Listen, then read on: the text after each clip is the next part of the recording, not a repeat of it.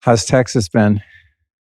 It's been different than when I was here last. I mean, obviously, I do energetic reads on the places that I land. In Austin, I find much changed since I was here before COVID. When were you here before? What year? It would have been, I don't even know what year. It would have been probably like 8 or 9 years ago. Maybe. Oh, okay. Yeah. What's your take on the energy here and the people here? I would have said that like before COVID hit, this was like where all the weirdos from the rest of Texas came to try to escape the rest of Texas. So it was kind of like this epicenter of misunderstood misfits, right? With all the dysfunction and all this almost beauty that brings.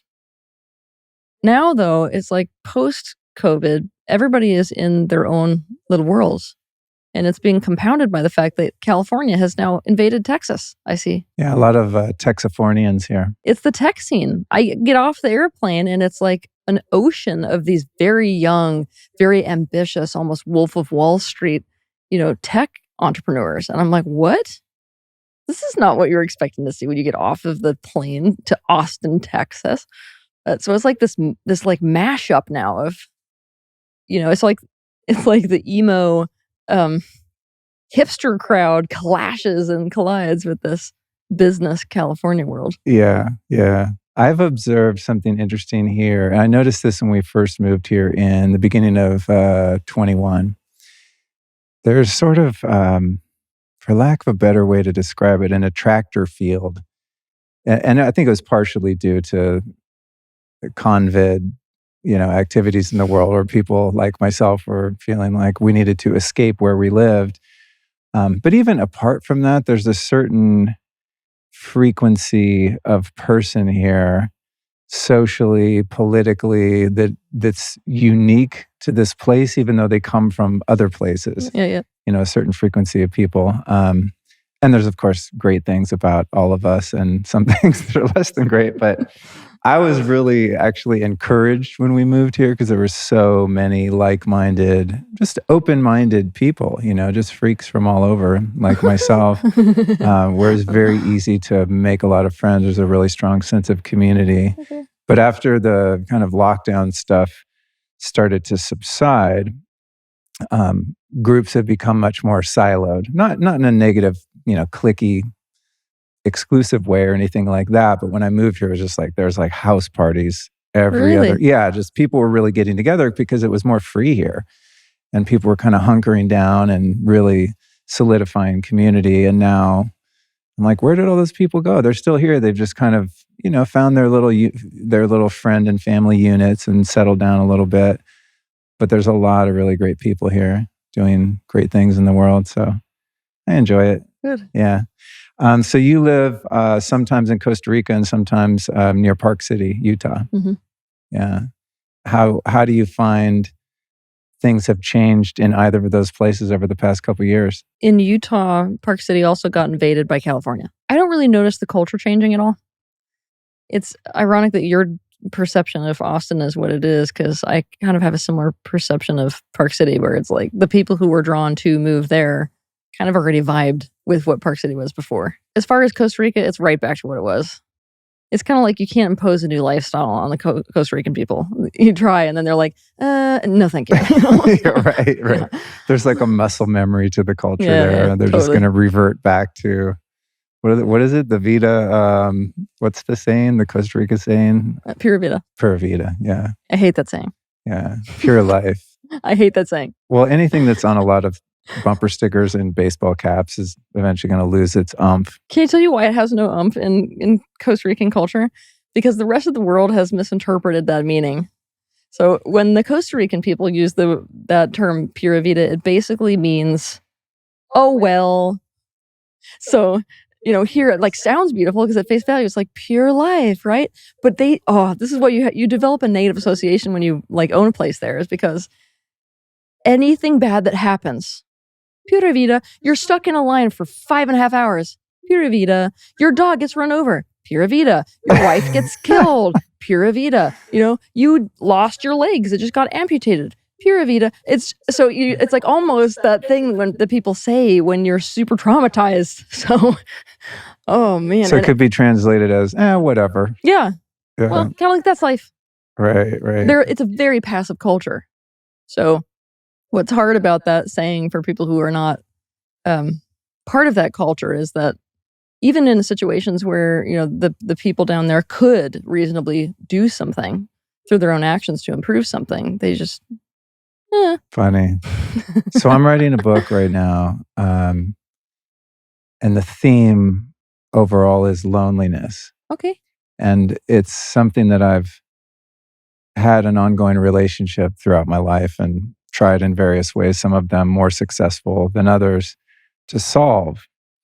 And I think that right now in the world, especially over the past few years, I mean, it was a problem before, but I think right now it's becoming clear to me that a huge part of our challenge as a species is separation and feeling, whether we are physically alone, proximity wise, or just feeling alone. So I was wondering what your take is. How would you define loneliness, and how do you think that affects us as a collective? I would define loneliness as the perception of separation. I mean, you already used the word, right? Loneliness is a human epidemic right now. It is across the globe. Of course, you've got epicenters where that epidemic is much worse than other places. I think the Western world is particularly damaged by it, but I would also say that you experience different flavors of loneliness depending on where you are in the world, right? Here in the Western world, where there's this absolute obsession with independence, there's a certain flavor of loneliness to that. Almost like, don't lean on anyone, don't depend on anyone. All the resources you have come from within. Then you go over to the Eastern world, and it's like there's so much enmeshment to that culture and to the families in that culture that they're basically choking your identity out to the degree you have to let go of yourself in order to maintain those social ties. And you're essentially a tool of your parents, or the tool of whatever the people around you need.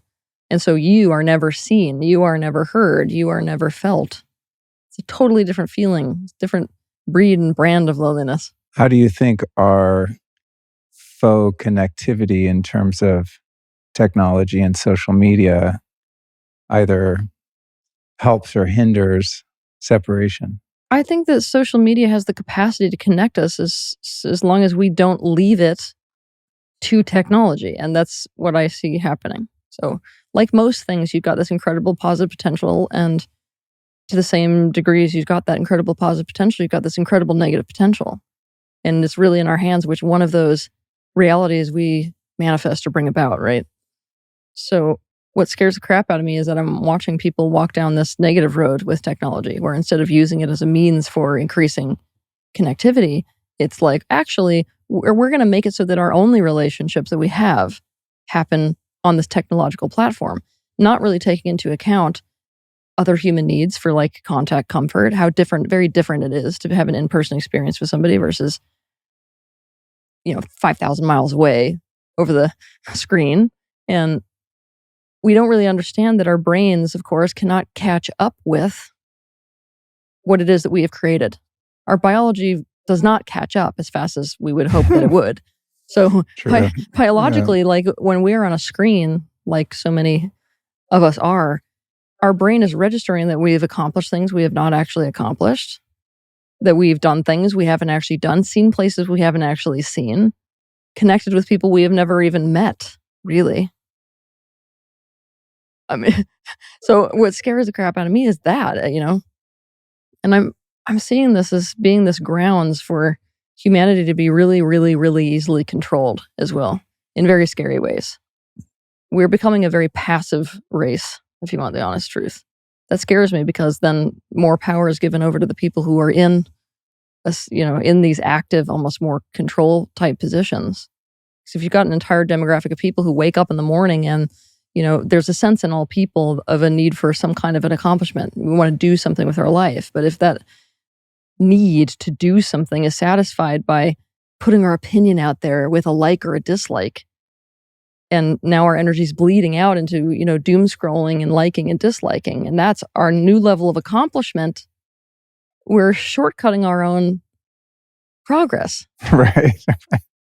So, yeah, it's like a stifling of actual potential. Yeah. Right. Something I've looked at with the social media relationship to loneliness too is this idea of popularity or perceived popularity substituting for connection and intimacy and community, Yes. right? It's like you would look at someone, say on Instagram, that has 1 million followers and think, oh wow, they have it made. They're surrounded by so many people that love them, and they could literally be sitting in a hotel room somewhere by themselves, with depression and suicidal ideation. They feel so alone. But from the outside, you would never guess that. So it can be so isolating in that way. Oh, it's intensely isolating, yeah. And we're also not putting out there an accurate image of the reality that we live in. I mean, you mentioned with the popularity versus potentially feeling deep levels of isolation, but what people are putting out there online is not a true representation of what life is actually like. You've got people, say in the spiritual field, you've got people who are more in the yoga side of the spectrum who are selling the concept of this like beautiful potential life that a person can have. There's none of this in between that anybody's seeing. They're not seeing the, hours that it takes to set up lighting for that shot, or all of the arguments that took place about maybe placement of, products in that scene, and maybe the arguments that took place about when they should actually shoot. And that's just related to the job itself, not what's happening in this tertiary way with their relationships in general, right? And yet you get that one shot, which is like with the sunset, and everybody who looks at that says, oh, I can have that life. And they have no idea that what they're looking at is not a representation of what the person's life is like at all. And so what I'm watching also is that it's creating this very false expectation, especially in younger generations, as to what it takes to succeed and also what to expect out of life. And I'm definitely watching where challenge used to be this very normal element of succeeding, right? You'd be met with a challenge. You have to work through that challenge. That challenge makes you more of a master at whatever your craft is or whatever your aim is. And now I'm watching, especially the younger generations, Gen Z especially right now, where they get met with a challenge and they have no relationship to challenge because there's not what they're seeing anywhere around them. And so it's like, oh, why me? I guess I'm not supposed to do that. And it's just like immediate give up. We could probably sit here and do just one episode or maybe an entire series on just this, because we're navigating new territory. None of us have ever lived in this type of world before. I mean, it makes it kind of scary for those of us that have children. It's like, what the hell am I supposed to tell this kid? He's growing up in a world I don't understand. This is going to be nothing like what my world was like. Just like my world is literally nothing like my parents. But that was not actually the case for generations before this. It's like ever since the invention of the internet, it's like, oh, now the knowledge is tripling so fast. Everything's changing so fast. What do you have to share with your children? I'm going to say a hell of a lot still. However, it's very difficult to give the right advice if you can't even relate to the world they live in. There's also, in the realm of virtual life, the fact that it's much easier to get a sense of significance without actually having to give the performance that truly earns it. Totally. Right? Oh, don't get me started. Oh, right? Like with virtue signaling and all this, you don't actually have to be virtuous. You just have to send out the signals of virtue. And I noticed this phenomenon. It's a really weird psychological thing, and maybe you have something to say on it. Say I'll post, a clip from this interview, and you'll say something that's taken in that clip, or I'll say something in a talk I do or something, right? And then you have what a friend of mine calls on Twitter reply guys, where you have someone come in and like basically argue with whatever you're saying and give their counterpoint and their expertise. And it's such a thinly veiled attempt to gain a little moment of significance. It's not actually there to make a contribution. It's there to take away from what's being presented, to give that person a little boost, like, I said my thing and I don't agree, and what I say is the right way. But they haven't actually done anything. They're not setting up for a podcast and flying around the world and doing their retreats. It's like, I don't think they are. At least many of them are just sitting there on the toilet, like telling you how their point of view is superior to yours. Oh yeah. It's a weird thing. How do you deal with that, or what do you think that is? every person wants to feel a sense of significance, right? So when the low-hanging fruit is presented, most people will go for that rather than aiming towards actual significance. Usually this stems from the feeling that a person does not actually have within them anything that is of significance. So underneath those individuals is a deep psychology of shame. Doesn't make it any less obnoxious or sometimes any less painful for those that can really sense a sore spot. I deal with more than my fair share of this in my career. Yeah, I've noticed that. What do you think it is about you and your work that, I mean, obviously there are literally millions of people that love your work and benefit from your work. You're immensely popular as a spiritual teacher, but it's been interesting for me to watch you over the years, because I've been aware of you for a long time. I've been trying to get you on my podcast. You probably don't know, but for many years when I first found you, I was like, oh, this person's really interesting. We got to have a chat. But it's strange to me that you get so much shit, because I look at other spiritual teachers, that I have had on the show: Byron Katie, Sharon Salzberg, Gabby Bernstein, Marianne Williamson. I mean, I'm sure they're getting trolled in some ways that maybe I don't notice, but for some reason, who you are in the world is very upsetting to a certain demographic. And I'm just like, what is the problem? I mean, in preparation even for this conversation, I've revisited a bunch of your teachings and videos and podcasts and stuff. And I'm like, I can't find holes in any of it based on my paradigm of understanding. Oh, yeah, Maybe I'm that. delusional and these trolls are seeing something I don't see, but I'm like, what is she saying that is so problematic to people? I literally don't get it. It's not what I'm saying. So I will say that there's a few, not very much, but there's a few things that I say that are quite subversive for certain demographics. But that's not the real problem. The real problem that people have is with me as a character. And it's specifically around power. Power is not tolerated well in this world, period. Power is not tolerated at all when it comes from a female. And power is something that I have in spades and have always had in many ways. So let me explain. I'll break it down, and I could probably do a better job if I had, the time to sit down and write a list. But okay, so personal power is like this felt sense of a person being able to bring in a lot of soul force into their being. That's something that you would see even when I was very little. So, if you went and talked to my mother right now, she would say, the second that Teal was born, I always felt like she had more power than me, and it was like she just took over the room. I have a lot of soul force. Now that's coming more from my essence, right? That's one item of power. Second item of power, able to see things that are not normal for other people to see. Now, it doesn't really matter whether somebody believes in that or doesn't believe in that. You've got somebody who's saying, essentially, I can see things you don't see. More power, right? That's number 2. Number 3, intellect. Not something that people want or expect from females, usually. If you'll watch, especially other female teachers, the level of intellect that I am demonstrating is at a much higher level. It's something that you would hear, usually from male spiritual teachers who are very heady in the way that they're breaking down concepts, right? Intellect is power. Beauty. That's something which created the witch hunts. Why? Because the churches made an enemy out of arousal, because it leads to social problems. Because they did that, men felt out of control of their libidos. What were they out of control to? These very beautiful women.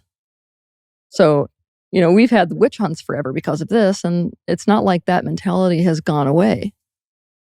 So, I could probably keep going with this, right? Even down to like my oration skills, which are very abnormal for a female. If you, took my voice and you gave it to a specialist and said, break down the way that this person talks. The way I talk is not normal for a female. It's right? It carries a lot of weight. So what you have is like this plethora of PowerPoints. So when a person gets in front of me and they feel that, they're like, ugh, right? So one of the things I'm triggering in people is, their relationship to power. And more than that, their relationship to power in a female. Now we can add in my content, which is highly confronting, shall we say. And that's not actually normal, most especially for spiritual teachers, quote unquote, that are female. Because so many of the women that are in this field, they're not actually talking about controversial stuff. They're not actually confronting the ego to this degree. They may have like a process that you can go through to work on you, but it's very like, or it's very much about love and, you know, the things that people are like, it's acceptable if a female talks about that kind of stuff. Now you've got me, who's coming out with a jackhammer against the human ego, basically, where rather than like, you know, well, it's your opinion. It's not like you can do what you want. Like, I'm not really playing this pacification game that other women are taught to play, right? And because of that, you know, I'll come out in a video and be like, you know, like I just did this yesterday. I released a video which was like, just so you know, the majority of relationships where you see longevity, they're maintaining their longevity specifically through dysfunction. Right? So I'm triggering the ego in that way also. So all of these markers, a person sees that, especially in a female, and goes, that makes me uncomfortable. That I don't like that. I want to shut that down. That's going to cause problems. And what that has done with me is it's put me in a position where I can teach the same thing that, say, 20 other spiritual teachers teach. Why? Because it's the truth, right? I'm the one who's going to get dragged to the ground for it because they perceive that I'm the one who could cause the most trouble with it. Yeah, that makes sense. And I guess that explains why I have a hard time seeing what the problem is. It's just like, if the teaching is legit, the teaching is legit. But I guess I'm someone who's just looking for truth, and I don't really have an attachment in terms of where it comes from. Most people have a deep attachment to where it comes from. I just want an affirmation that my intuition and wisdom I've acquired in my life are validated by hearing it reiterated, or hearing it said in a different way, or even something new that I hadn't thought about. Yeah. So I don't know. It's hard to put myself in that mindset, I guess, which is why it's so mysterious to me. But thank you for illustrating that. That all makes that makes perfect sense. So when it comes to you continuing to do the work that you do in the world, what do you deal with personally? How do you reconcile, what do I deal with like personally? Negative energy? I mean, for me, I'm much lesser known than you are, and I would say I don't get too much shit, even though I'm kind of outrageous sometimes in the things I talk about and my perspective on things. When I do, I think I've learned to just see the person who's attacking or attempting to attack. It's like, I really just see their pain, and I almost feel sympathy for them or compassion for them. And just like, oh man, imagine what that person has going on in their head, right? I mean, there were years in my life where I was so full of rage and just so toxic mentally. And that's how I treated people, because that's how I treated myself. So when I see someone who's kind of going on the attack for me, I just, there's a boundary. I just block them or delete them or whatever, and I don't engage with them. But I don't take it personally. I just think, wow, this person is fucked in the head. It's like, God bless them. I've been there. I understand. And I really do sincerely send them blessings and love, but I'm not going to have anything to do with them because they can't be in my sandbox. They're too volatile and crazy. And I just hope they find their way. So that's kind of my thing, is block, ignore. I call it bless and block, right? Just like, no hard feelings, but we're not in a conversation anymore. How do those kind of, that negative energy or those sort of attacks affect you personally, and how do you defend yourself against them so that they don't interfere with the power that you're cultivating to fulfill your mission here? This is a very complicated answer because I have a lot of people in place that act as buffers for me. That being said, with the amount of hate I get, there is no possible way for them to block me well enough. So a large part of my life is about dealing with these energies. In fact, the people who are for me are profoundly silent comparatively, which always interests me, because people assume that with somebody who, like you said, has as much popularity in the world as I have, quote, enjoyed. People are like, your ego is probably the size of Texas. And I'm like, you don't even know. I spend most of my day, the vast majority of my day, dealing with people who are against me, not for me. So I'm going to say it's probably been the most difficult aspect of my life since stepping into this line of work. But it's not like I was loved before this. My ability to withstand this kind of pressure was forged in the fires of my childhood, where I grew up in a very dysfunctional home, honestly, where I was not well liked. I had an active antagonistic parent And then outside of that, I had nobody else outside the home to connect to because I was raised in a 95% Mormon town. They were very anti-us, especially anti-me. So it's like, I wasn't liked. Nor are you liked, by the way, when you were growing up as a beautiful female, because the women in your life hate you. So, I'm not new to this, is the answer to that. Outside of that, how I deal with it when it gets through, right, is through dissecting it.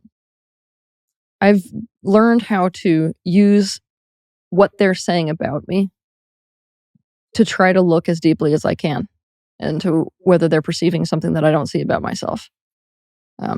Like really genuinely questioning it rather than just negating whatever it is that they're saying. Obviously there's some people that are just completely in their projections and they don't even know the reality of what's going on. However, I actually feel like, despite it being super painful, my haters have made me 10 times better at my job because they tend to see potential dangers and potential shadows, before I do even. So I spend a lot of my time considering what it is that they're saying, considering whether it's true or not, considering whether that is an element, within me, and things like this, in order to keep myself more and more and more in alignment. And it's not a fun process. Like I can't sit here in the chair and tell you like, oh, it's great because I just use them for my own expansion. Like it's definitely not that feeling. It feels like you're kind of getting ripped apart every day. But at the same time, I feel like it's made me much more approachable and much safer as a teacher and a leader. I think there is a lot of value in that inquiry, right? When there's something that comes your way in the form of a critique. And of course, there's a defensiveness that we experience because nobody likes to be called out for anything. And we sort of have a reflex that, well, that can't be true. Fuck you, right? It's like, don't attack me. But I think there's something really healthy. And I do this sometimes. And again, like the level of shit that I get is so far less than you because I'm lesser known and maybe trigger people less even. But I do that sometimes where, say, somebody leaves some sort of a comment and they're being critical in some way. I even though it's uncomfortable, I find there's a lot of value in asking myself, was there any truth to that? And I find, I want to say most of the time, but maybe half the time, there is some truth to what they're saying. I remember a couple of years ago when I first moved to Texas, we bought this house and I was under a lot of financial strain. I mean, it's just like bleeding cash and I needed money at that time, right?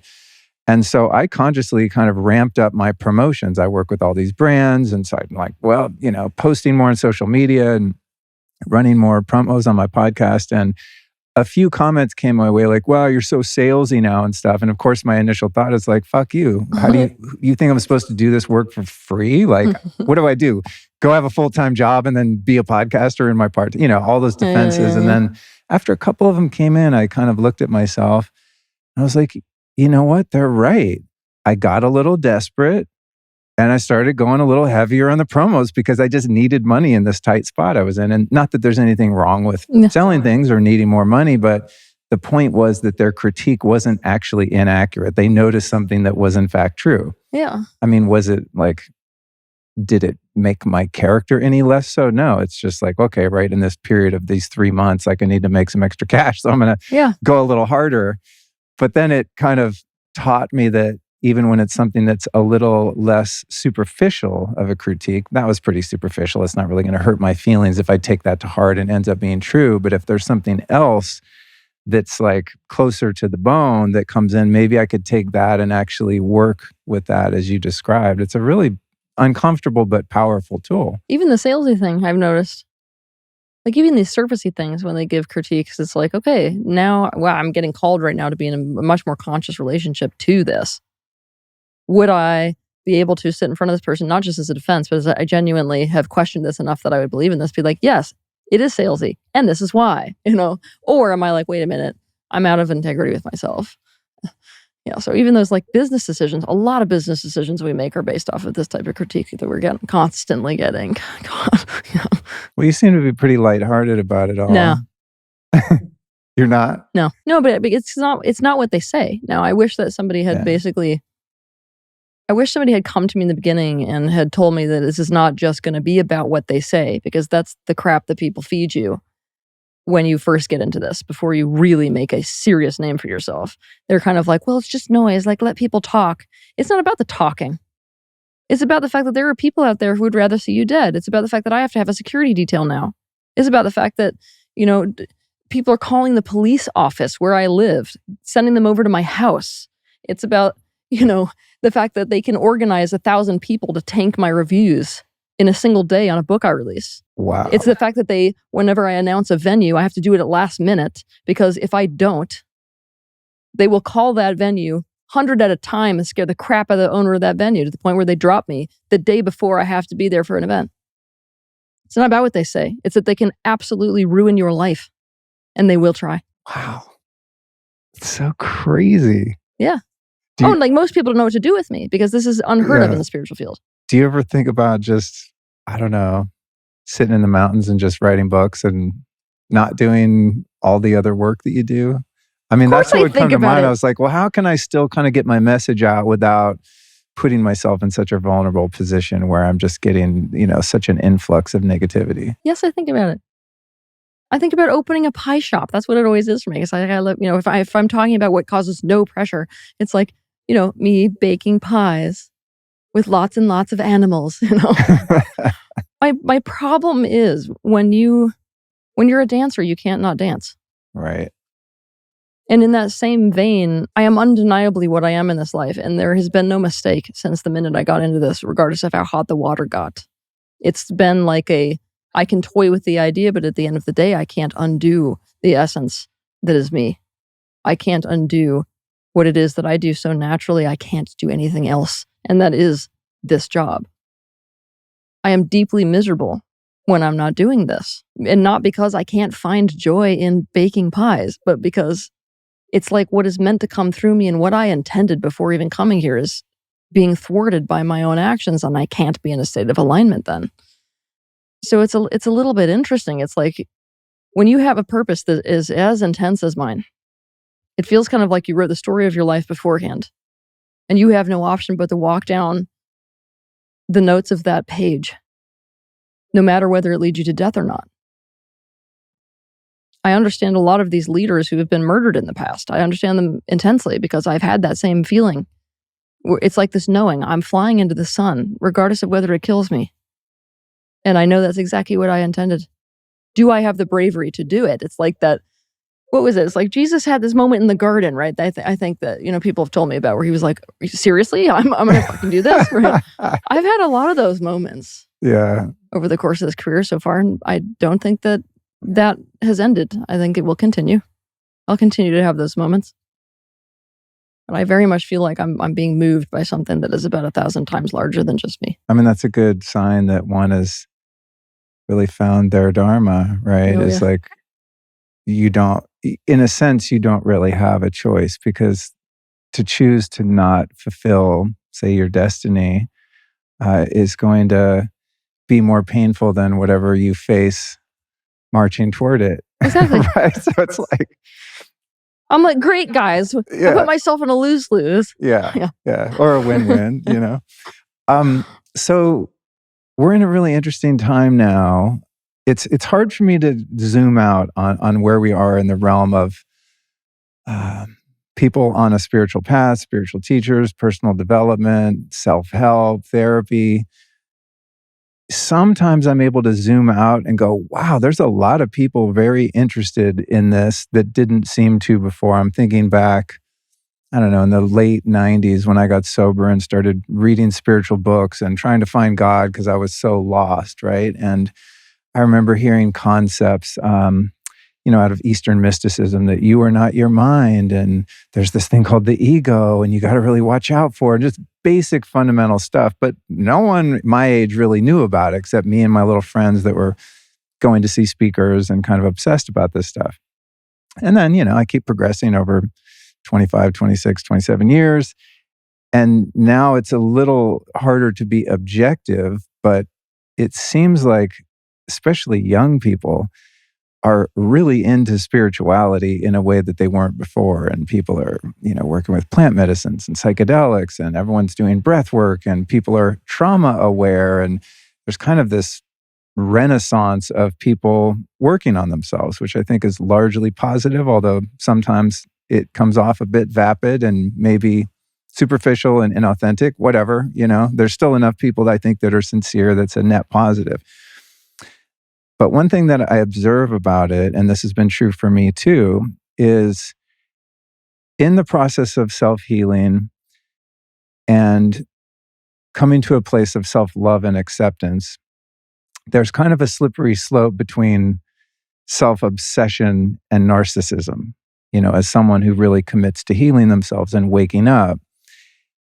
And so there's a slippery slope sort of intersection between learning to love myself and then on the shadow side, being obsessed with myself and my problems and working on myself and my trauma and you know what I mean? I don't know if there's a question there, but I guess the question is, what is your perspective of where we are kind of as a subculture now, the culture of which you're a part, people that follow your work, people that listen to this podcast? We're all kind of going, hopefully, for the same thing, but it's also about living your life, right? Not just isolating yourself in your room and working on yourself year after year and not actually manifesting what you've built and sharing it with the world. There's so much in that question. I'm horrible at asking questions sometimes because I pack in like 75 questions in one diatribe and then leave it up to you to pick it apart, to say something in response. Let me say it more simply. What's the defining factor between self-love in a healthy way and self-obsession and narcissism on the shadow side of that? They have legitimately nothing to do with each other. Okay, here we go. It's the perception that they have something to do with each other that's the problem. In a vibrational sense, and we're going to try to unpack this so that it makes more sense in a practical way, they are as different as the two sides of the Grand Canyon. Why? Self-obsession is generated and motivated by deep levels of pain. People only become self-obsessed and locked in their own little universe trying to, heal in the way that you're describing when there is so much deep pain there that you quite literally can't focus on other people. So it's that deep, deep pain which needs to be healed. And I'm not going to say that the majority of people have the right tools for doing so. In fact, many of the tools that are offered by the self-help industry are taking people in the exact opposite direction from the direction that would actually heal them. And that's also not to say there's some place in, the picture of healing wounds that has to do with learning to consider others and things like that. But what's important to understand is that self-obsession comes from deep, deep wounding, deep, deep pain, a suffering on a level that, it's quite ineffable. All the way on the other side of here, we've got like self-love, which is nothing more than the practice of taking parts of the self as part of the self, instead of rejecting, denying, and disowning them. So what that means is we act in a way and step forward in a way that is to pull parts of ourselves that we have pushed away closer and learning to caretake them instead of play zero-sum games with them. This is what the internal process we could call integration. So you could say that focusing on and doing healing work with aspects that are deeply in pain could be a self-loving act. But there's nothing inherent in the practice of self-love that turns into self-obsession. Quite the opposite, in fact, because self-love naturally takes you to a place where the only way to go forward as a being is to recognize oneself as including these non-physical aspects. Well, now you get into that level of reality, and suddenly you get into the awareness of oneness. Now suddenly there's no such thing as self and other. And when you're suddenly confronted with that, it's no longer the consideration of other. Considering other people is the consideration of self. And so self-love naturally progresses. Period. The end. Naturally progresses towards loving others. You see? What you just described, I think, is what helps me be tolerant toward people that I perceive to be attacking me out of their own pain. That's just another branch of the tree that is us, that is just turning against itself unknowingly. Totally. Yeah. Right? It doesn't mean I'm going to put up with it, but I don't I don't have to find fault with it. Right? It's just that person's in their process. Something that trips me out about life and the journey of, as you said, embracing these parts of ourselves that are maybe uncomfortable or dark, right? And integrating that into our being, something that has really been a huge lesson for me when dealing with my childhood trauma and things like that. And this has happened primarily in medicine experiences where, time and space have a completely different relationship, right? And speaking of Costa Rica, I think it was the first round of ayahuasca ceremonies that I did in Costa Rica a few years ago. And I was working on some really deep pain around my childhood and just learning how to love those parts of myself and that little boy who had those experiences. And I was shown that, and this will make perfect sense to you, and I just want you to maybe expand on this in your own experience, that say the 5-year-old version of me that experienced this trauma, I had always looked at it like in space and time that little boy doesn't exist anymore because that was 1975. Yep. So it's so beautiful and so powerful. It was so transformative just to get this in my body. I realized that like Russian dolls, that 5-year-old is 100% still here, present now in this moment. And so in order to love the totality of oneself in all your expressions, it's not necessary to travel in time because there actually is no time between 1975 and right now. It's one long eternal now. And so that's what I've been working with for the years since. That was probably in 2017, of just kind of realizing that on a cellular level, that every version of me that I've ever been, at least in this lifetime, from the moment I was born till the 53-year-old guy sitting here now, that we're all here present. And that gives me a lot of bandwidth to experience acceptance and love of myself, the things about myself that I enjoy, and especially the things that I don't. So what's your perspective on the inner child, the different versions of ourselves throughout the course of one incarnation? How do you teach, or how do you personally interface with those different timestamps of your life? I treat them as parts of the consciousness. The majority of the time when I'm working on the level that you're describing, I like to think of these like internal Siamese twins. So we may be sharing one body. I love that you use the Russian doll analogy. It was gorgeous. You got a big smile out of me on that one. Well, it's true. You start unpacking, you realize they're all still there, Yeah. So I've been addressing this like Siamese twins, where you've got all these different aspects of self, whether we're looking at an aspect of self that is assigned to a previous quote unquote time period, or whether you're dealing with, like a protector aspect within the psychology system, or whether you're just dealing with a part who has a specific behavior that's driving you crazy, or that you really would like to draw more from.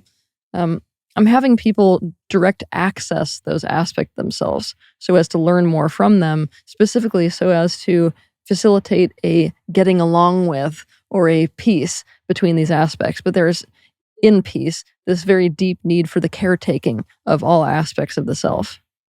Of course, you can't caretake something accurately unless you understand it, right? If I don't know a lot about goats, I'm going to be like, going out front with the house that we're in right now. I'm going to be going out front and like trying to feed them something like jelly beans, So there's a lot of emphasis that I put on people understanding themselves at a very deep, profound level, to be understood as different than guessing at themselves. When you're no longer guessing at what it is you're doing and you're really taking that time to isolate out an aspect of self and dive into it as deeply as you possibly can, so as to extract as much understanding out of that part as you possibly can, the whole picture that you had in your mind of that aspect of you changes. It's not possible to fully understand something and be in resistance to it. You literally can't do it. Anybody who did a real good documentary will tell you that. They'll be like, well, I got into this and I absolutely hated this, but I was interested. Now I can't feel the same way. Yeah, you're not going to be able to feel the same way about these parts of yourself when you actually put the time into understanding them. By virtue of understanding them, you know better how to take care of yourself. So it's like, that's the first step towards really profound self-love work.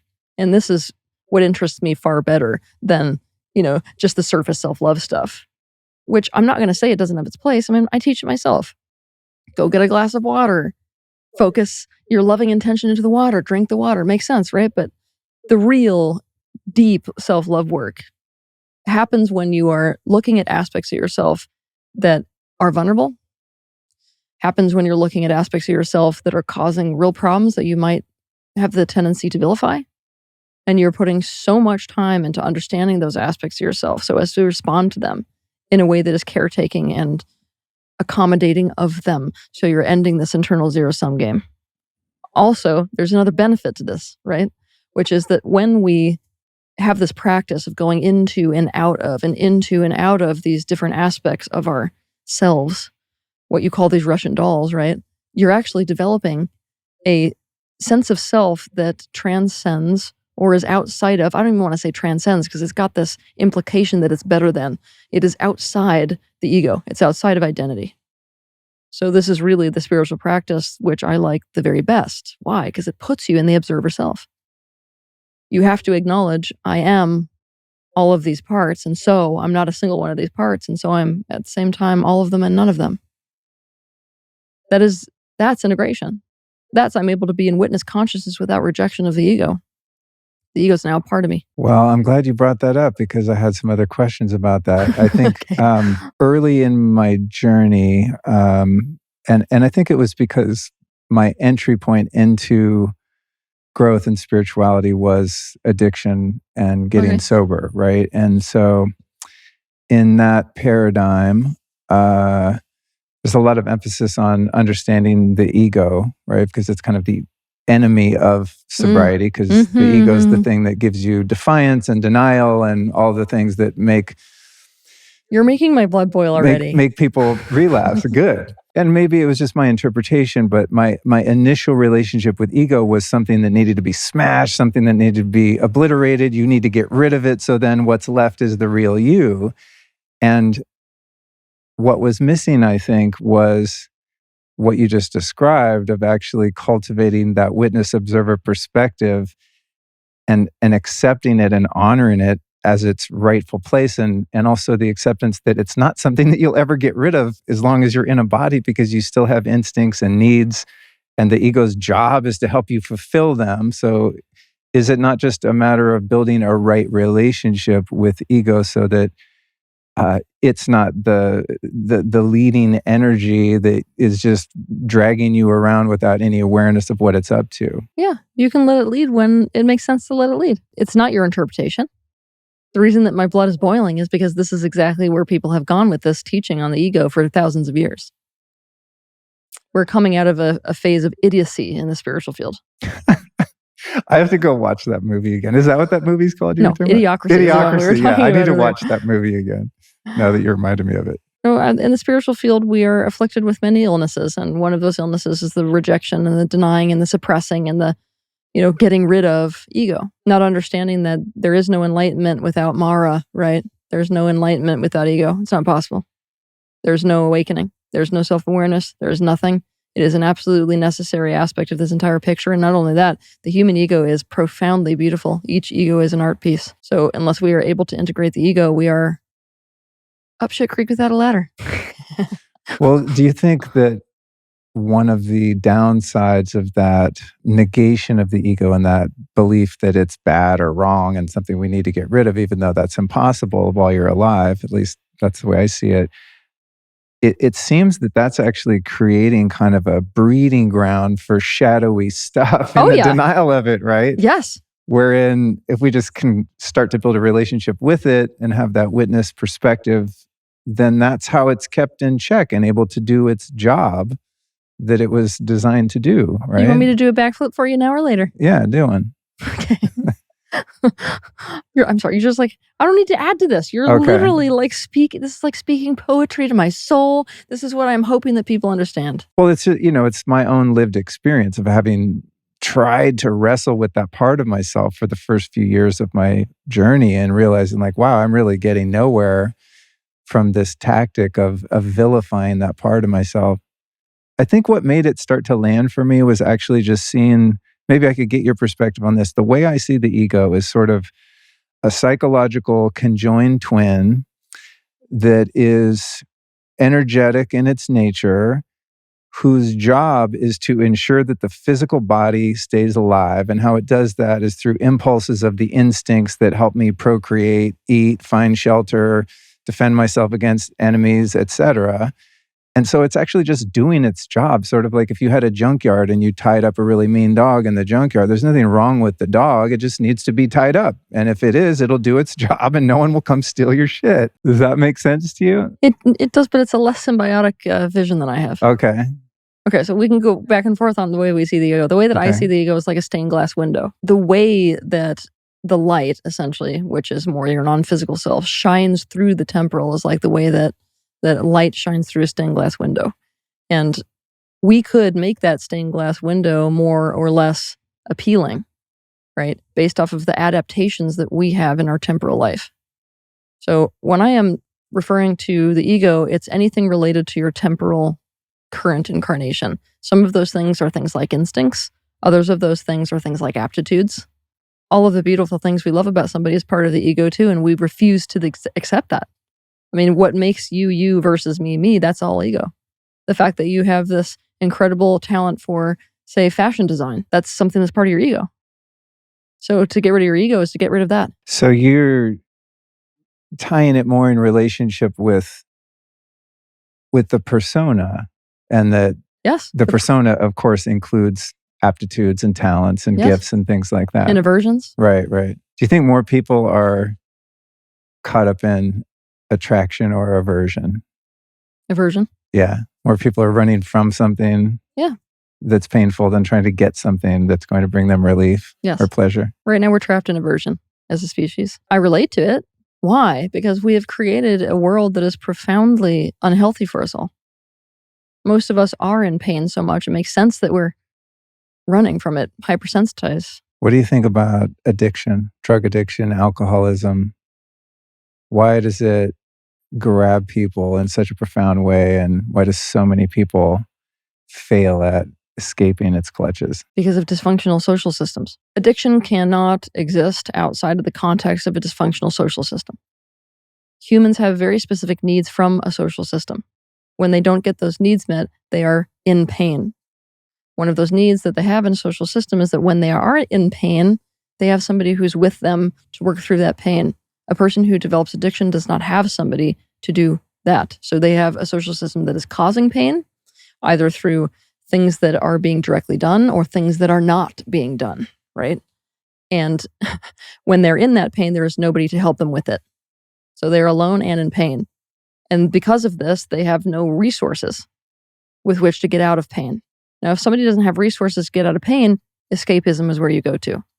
So addiction comes in as this, it's like a rescue mechanism to get a person out of the torment that they're in when they feel like they can't change any of the circumstances to either meet their needs or to remove them from a painful stimulus. One thing that's interesting to me about addiction, as someone who has a PhD in it. You do? I mean a street PhD. Okay. Yeah, a lot of experience with being addicted to a lot of different things. And something I find fascinating about it in the past few years, I mean, it's almost coming up on, in a few days, it'll be 27 years since I was set free. And it was literally the only proof I needed that God exists was the fact that happened to me. It's a long story, but it was grace and surrender that allowed that to take place. But the question is around this. When I got sober, and I guess still probably to most people, the prevalent idea was that aside from the things you mentioned, just underlying issues and disconnection and unresolved trauma and all that, but to actually get clean and sober, complete abstinence is how you do that. And this was my experience, because I would try to quit one problematic substance and maybe I could be off it for a little while, but if I did another one, then I'd end up doing them all again. And so eventually what worked for me was, just as difficult as it was and terrifying as it was, I just quit every single mind-altering chemical, except for coffee and cigarettes, like most guys in a meeting in a basement church would do. So, and that went on for 22 years. And I made a lot of progress. And then at some point, I started hearing about people who were had problems with addiction like I did to that degree, who never went to a rehab and a 12-step program and followed the abstinence model, but went and sat with iboga or ayahuasca or smoked bufo and were struck sober and never went to any program and adopted any kind of steps or anything. Mhm. And that was so intriguing to me because it was so counter to the historical reference that we have of like what is sobriety and what is not and how you can achieve it.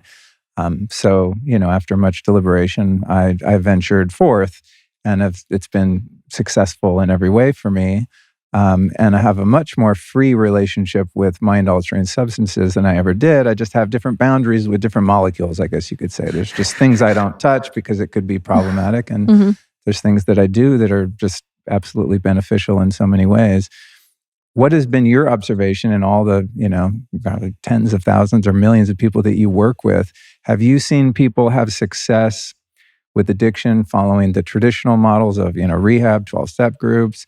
No. Have you seen people use plant medicines and psychedelics? We should stop with the traditional models. No, it is a terrible, terrible prognosis when people are going through those models. I deeply disagree with them. And let's not even get into the dark side of, addiction rehab centers and the constant cycle that they tend to like to keep you in. I would literally encourage anybody who's not willing to go down these really alternative routes. Never put yourself or anyone you know in an addiction center that does not work with the entire family as a required protocol. Okay, so that's the first and foremost thing.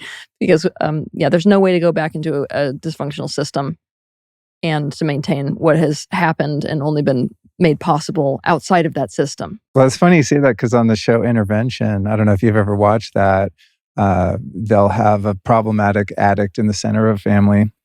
The whole rest of the family, if they're not already sick with codependency and all the things, they'll get sick just from having an addict in the family.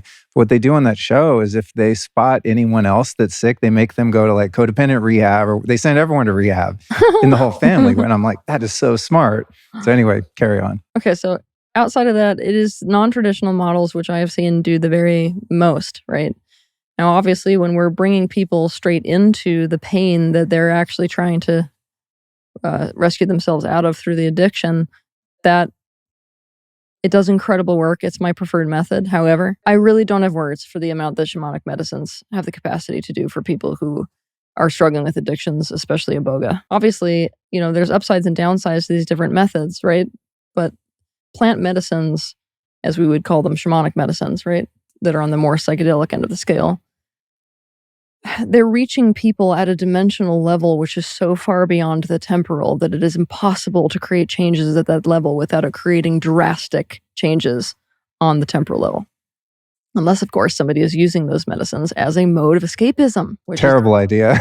Yeah. I do not recommend it. Yeah. Don't recommend it either. Yeah. But shamanic medicines are nice to you, For people who are struggling with addictions and are using it to get away from something, the most likely scenario is that those medicines are going to drag you straight into whatever it is that you're avoiding. Of course, they're going to provide you with some kind of experience, and that experience is going to be deeply and profoundly healing. Well, to the 12 steps. No, we got to go into this. All right. This is good. It's great because we have a different perspective, I think, because of my subjective experience. So my experience was tons of trauma as a kid, a lot of access to drugs. Mm-hmm. Perfect recipe to create a really dysfunctional drug addict. I had in my addiction, I had no access to reality. And so the spiritual principles of the 12 steps, these universal timeless principles, were how I began to create a model of the world that makes sense to me, and also to start to build some sense of character and integrity within myself, right? Self-honesty, willingness, surrender, open-mindedness, making amends, self-inquiry, inventory, prayer, meditation. They're not principles that are unique to the 12-step teaching, but they're really powerful. And if you start to apply them to your life, they affect change. And for me, that change was profound enough that I was able to remain sober. But what they didn't do was get to the underlying trauma to heal that. Mm-hmm. And so as a sober person for a long time, even though I made a lot of progress, I was still extremely dysfunctional in different areas of my life because I was still acting out traumas that couldn't be touched by that type of work. Exactly. Right? So it's like, for me, was a starting point. Took me 22 years. And I was like, wow, I'm really stuck. And no matter how many times I read these same books over again, or how many times I go through this process, like I'm still stuck in certain ways. And the plant medicines for me, because of the reasons you mentioned, of the interdimensional, no time, space, access point that they can deliver, was able to go to a much deeper level and heal things that were keeping me stuck. We don't have a different opinion. Okay. It's just that you're celebrating because of your experience with the 12-step, something that I can't personally celebrate because of the fact that it makes people as stuck as it sets them free after a while. Got it. Okay.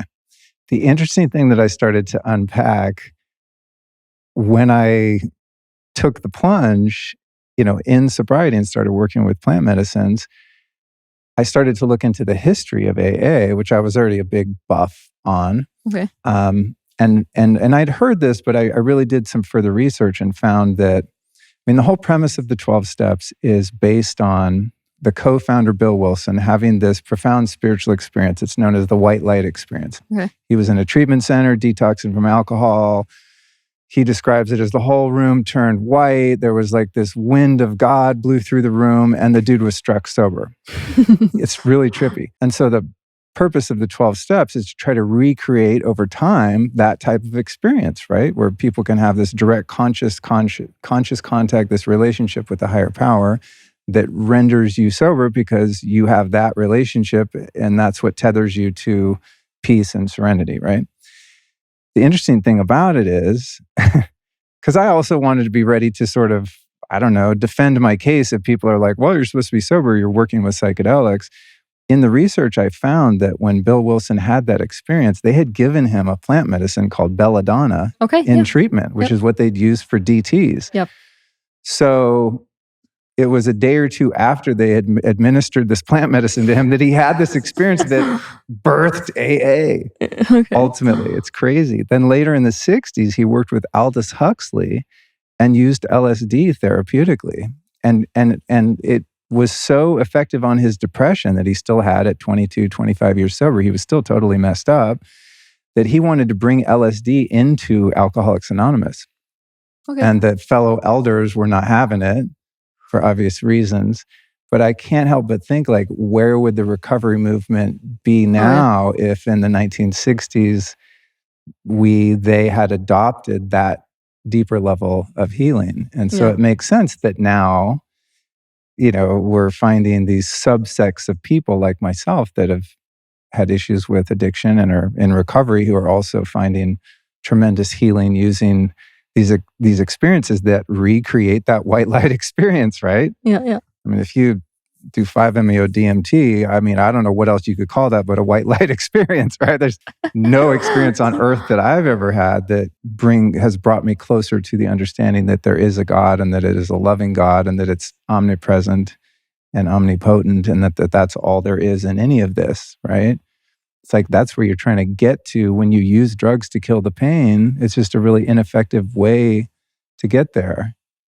There's too many detours along the way into the dark realms. So I don't know if there's a question in that. I'm just kind of unpacking it. Does that make sense to you? That what is ultimately going to free someone from addiction is an exalted state or experience that allows them to connect with themselves and with God. Not always.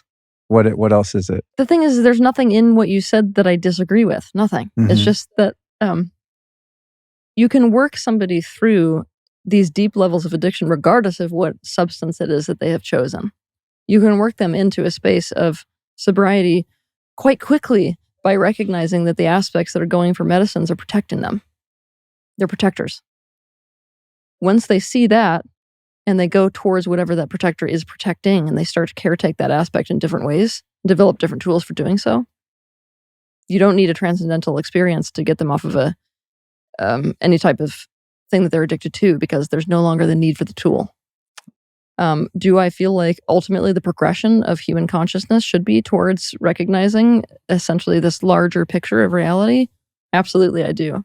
Does it need to have a place in the picture of sobriety? Not actually. Does it usually, play some role within the picture of sobriety? Yes. Cool. It's almost like there's lots of these roads that you can use to get to, if somebody's looking for sobriety, to sobriety, right? The only thing I'm really concerned with is when the methods that somebody is using is holding them back in some way. Now, there are people who walk down the path of shamanic medicines, and that very path becomes what holds them back. Their only way of accessing transcendental states of consciousness is through some external, plant. That in and of itself is a trapping, right? Right. With 12-step program, it is, there's a higher power than you. Okay, well, guess what? That entire concept can hold you back. It can get to a point where you need to recognize yourself as a fragment of the greater universe. And in fact, a great many people are slipping into more powerlessness because of that particular teaching. And keeping it like, I just need to turn it over to God. God's going to do everything for me. This is an infantile version of consciousness. And so that very thing can be what holds them back, right? So it's like inherent in whatever we're doing. There are all these pitfalls that you can fall into. My only concern is that people are not doing that. Of course, my issue is that most of my career is spent with people who have fallen into those pitfalls, and I'm spending most of my time trying to extract people from them, right? If you want to speak to what has been your personal relationship with plant medicines, shamanic medicines. A very deep relationship. Obviously, the major goal for anybody is to be able to reach these states of consciousness with nothing in between you and these states of consciousness, right? So that's definitely more appealing. They are something which I will definitely partake in if they are something which will essentially assist like a teacher. So mostly you'll see me going towards those types of things, either if I feel very called in a moment for some reason, or if I am very, very stuck and feel like I need wisdom that is beyond what I can currently access. I have a lot of respect for these types of consciousness, right? I mean, human beings are a little bit narky, with our attitude towards things. We think that we're like the dominant species, but there are some other species which are about 1,000 times more intelligent than us and about 1,000 times more tapped into universal truth. So obviously, I would like to go interact with those species when I'm myself stuck. So I have great respect for them. Do I think they're being abused right now? Yes, I do. But I mean, at least I'm sort of doing triple backflips here about the fact that the younger generations are going to open us up to this thing where I feel like it's going to benefit people absolutely in such a deep way.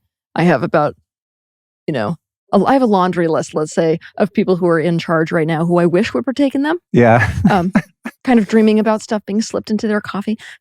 Total. There's this great meme I found a couple years ago, and it's like a military helicopter flying with all this dust coming out the back of it. And it said, in the dust, it said DMT and headed to DC. It's just like, I think about that too.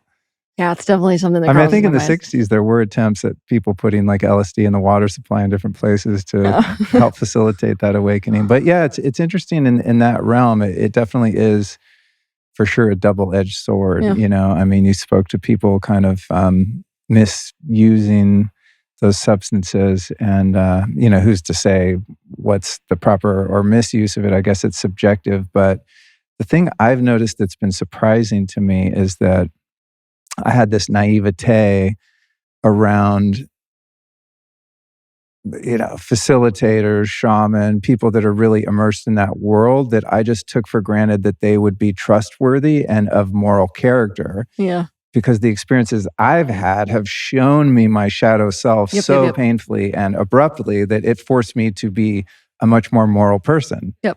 I'm like a much cleaner person in all of my affairs as a result of those experiences, hands down, because there's no hiding from myself. Yep. And so it took me a couple years to realize, like, wow, somebody can be very dysfunctional and dark and still participating in a lot of ceremonies and being part of that world. And it was a really kind of a rude awakening for me in terms of just my own emotional maturity and understanding. I mean, how can someone possibly work with a really powerful plant medicine and still be blind at the end of that experience? I don't understand that. You still have the free will of interpretation. So you come out of it and just be like, oh, that was nothing. The things I saw weren't real. And No, you reframe everything. There's still an element of interpretation. Okay. Whenever anybody goes through a journey like that, how deep they let it into the construct of their personal ego definitely varies, I have noticed. And if people walk in with a particular coping mechanism that is deeply ingrained and is still serving them, the likelihood is they're going to maintain that coping mechanism. Usually a person has to be at the point where they are fully done with something in order to go on to these, medicines and have them confront you and to let that penetrate your being. A lot of the shamans who are really out of alignment, they're not going on to the medicine with that intention. They're not at a place where they're so sick of themselves and so sick of their life that they're like, just hit me with it, right? There's different reasons and different motivations for them going towards those medicines, and that definitely dictates what happens within that journey, right? But I myself have, witnessed several times where people have gone on to medicines, and it's very clear from when they're in it. You can even have conversations with them when they're in it, and it's like, what they're saying afterwards when their conscious mind comes into play is very different than what they were saying or writing when they were in the journey itself.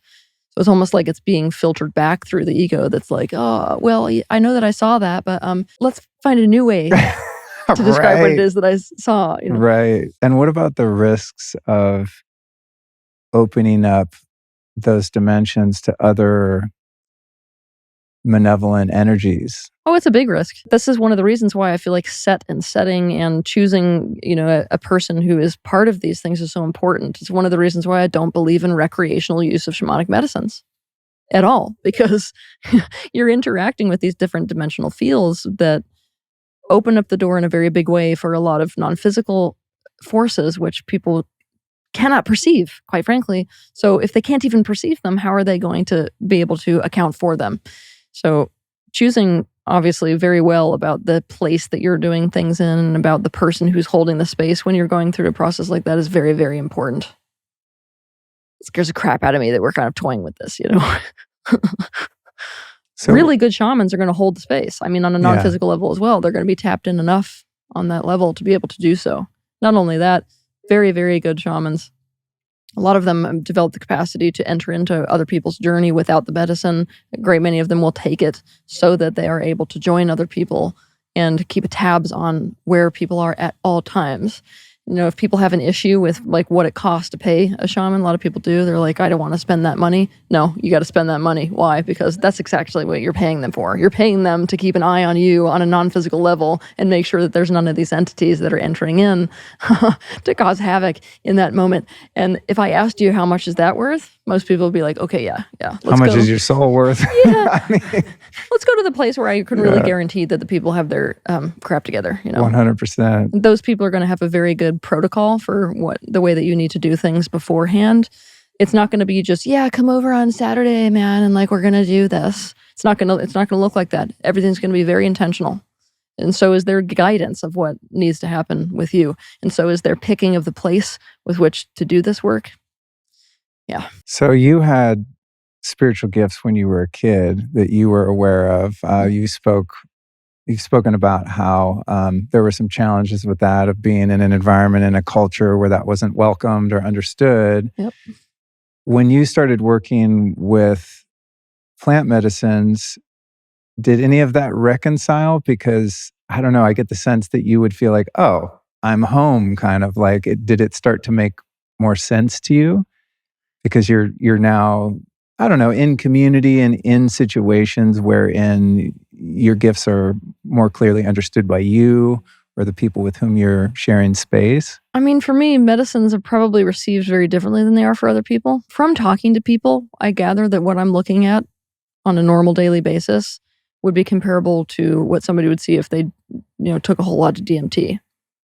It was just all day long. So what changed for me is that when people were doing these medicines, they were suddenly perceiving a world that I have my foot in all day, every day, and was very much alone with, because, when I was sharing the kind of things I was perceiving in a room, it was a very different reaction that I was getting from the majority of people. You know, it was like, what do you mean there are all these shapes? What do you mean by shapes and colors? You know, then somebody would do, ayahuasca or something, come off and be like, oh my gosh, like everything, there were fractals and everything. And I'm like, yeah, that's how I see things. So I did feel a greater sense of connection with other people and less of a sense of loneliness. It wasn't really, what it is that when I'm on these medicines, obviously I'm going on very deep journeys, but I'm able to get a relationship with the consciousness of the plant itself, right? Which is the majority of why I'm engaging with these things, because they're very profound teachers that have very interesting perspectives. And by partaking in them, it's like you're sitting in the room with a teacher, right? And yeah, I think I loved that, right? I love that, but it's not like that was too much different from like what I'm experiencing on a day-to-day basis. Yeah. I more feel like these medicines are bringing people into my world for once. Well, that's the sense that I get in those experiences, is actually a more clear understanding of reality. It's like more real there than it is here. Not that this dimension isn't real. It's just you realize that the dimension, the 3D dimension that we're in, is real, but it's just not the only one. No, it's like a narrow spectrum of bandwidth. Super narrow. That's what I'm saying. Yeah. Yeah, exactly. It's like the frequency that is feeding into this and is creating this time-space reality is literally like this thin veneer over all these other aspects of reality. It's the tip of the iceberg is the understatement of the century. So, yeah, even this right now is making me feel less alone. See? Cool. It's like most people are completely plugged in here, right? So if I'm going to these other places, I'm not able to take anyone there that I know from here, you know? I'm interacting with all these beings and all these life forms and all these experiences that are there, but there's usually no crossover. So it feels like I'm in Barbie land most of the time. That's hilarious. I made the mistake of watching that Barbie movie a couple weeks ago. I was just it's embarrassing to admit that. I was really bored. And I was like, it kind of looks like almost psychedelic and fantasy, like maybe just visually it'll be interesting. And I was like, wow, I just really killed 2 hours of my life with a lot of propaganda. When it comes to it was a very strange messaging. I couldn't figure out if it was like post-feminist or what was happening. At the end, I was like, I just got imprinted with something. I'm not sure exactly what, but it definitely wasn't. You got imprinted by women are confused and go ahead and step more into that confusion and decide whatever you want to be, regardless of whether it's male or female. And men, we don't need you anymore. Right. That's what it was. Yeah, it's interesting. I was interviewing a feminist once, and I just kind of off the cuff asked her if she was aware that the CIA were intimately involved in the 60s wave of feminism, and that admittedly part of it was to break up the family and to produce another taxpayer in the family. And she was totally unaware of any of that. I'm like, you'd think by now everyone would have kind of unpacked that, right? Maybe you could speak to that, because there's obviously been inequality in a patriarchal system throughout recorded history. And so the pendulum's way over here. There's an imbalance. Females are being subjugated and abused. And so that's not right. We have to fix that. And then through whatever forces, whether it was the CIA or just the inertia of society kind of maturing, then the pendulum swung, as the way I see it as a man at least, kind of swung really far the other way, to where the answer that was offered was that you don't need men, all men are bad, and that in order to beat them, you become them and negate what it means to be a woman. It's sort of like 100%. It's not it's like, oh, it's the exact opposite. So what's your take on that? No, as a woman? It's the exact opposite of feminism. Like it's anti-man and anti-woman is what it is. It's a complete direct attack on gender in its entirety, on polarity in its entirety. You're killing both black and white. It is so tragic. And it's messy. Why? Because of everything you've just described. You've got all of these elements going into the movement, like the feminist movement, that are very real for people. Otherwise, you wouldn't see so many people signing up to it, you know? The idea of you can go ahead and make a living for yourself rather than depend on this complete a-hole who doesn't really consider your best interests at all, and this level of dependency is keeping you in a horribly abusive situation. It's really appealing then to be like, no, I can do this, and I'm going to. I'm taking my power back, basically. At the same time as you've got influences like, well, maybe we should get extra money. Let's make it so that the women have to work too. At the same time as you've got women who have been looking at the only example they've had of power is men. And so, of course, that's what they're trying to emulate. And by virtue of trying to emulate that, they have disconnected themselves from feminine power entirely. They don't even know what it means. When I say what's feminine power, women usually list out masculine traits. And I'm like, oh, God. So, what we've got is this complete cluster of a mess, right? Which we need to sort through now. But it's very important to understand that where we are as a society right now is we're anti-woman, anti-man. There should be no men that exist. There should be no women that exist. We're not going to recognize polarity anymore. And that's real sad, right? When I'm doing these interviews or talking on stage, I love to bring people into the awareness that masculine and feminine are like two different elements. Why are we wasting our time comparing them? They are literally nothing alike. We need to be creating a society that accommodates for both elements. Both these elements have very different qualities, very different powers, very different needs. So what we're looking to do is build a society that accommodates for those differences because we have such a deep reverence for those differences and recognize the need for those differences. Right now we're just trying to get rid of everything. Homogenize everything. Yes. Yeah. Get ready for the largest fertility crisis that we've ever seen. Get ready for it. It's going to be... Well, it is crazy too, because when those energies, regardless of whether they're embodied in a male or female body, but the synergy and the combined power of those working together is literally what moves humanity forward. Exactly. It's a magnetic force as well. Right. So it's like, it causes to negate both of them, or either of them causes regression in our progress. Yeah, it's maddening. Yes, it is.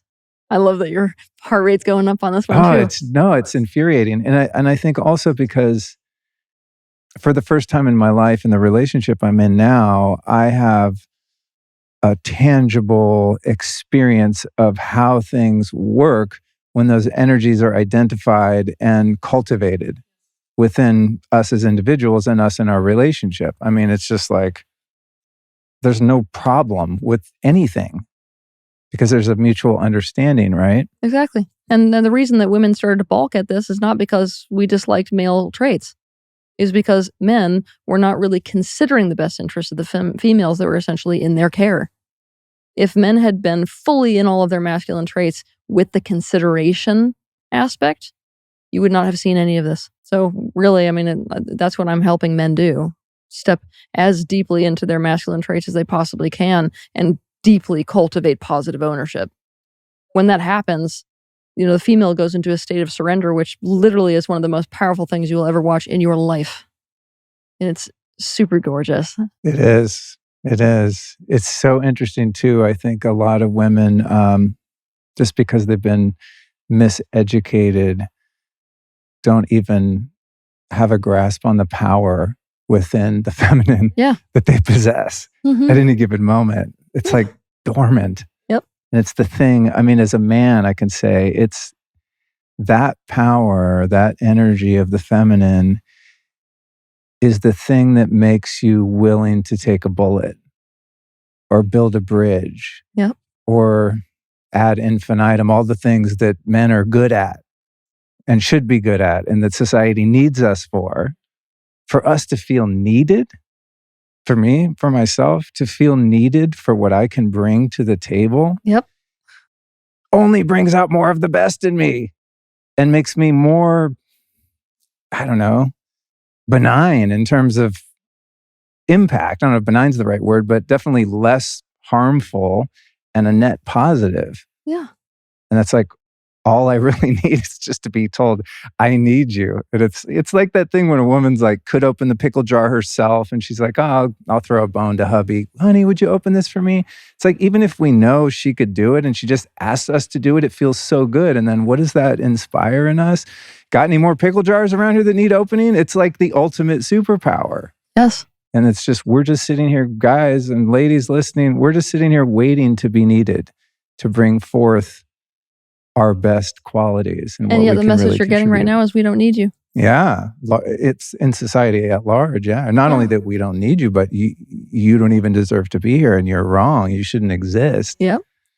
Because you're toxic masculinity, which obviously exists, but it's funny. Let me get your take on this.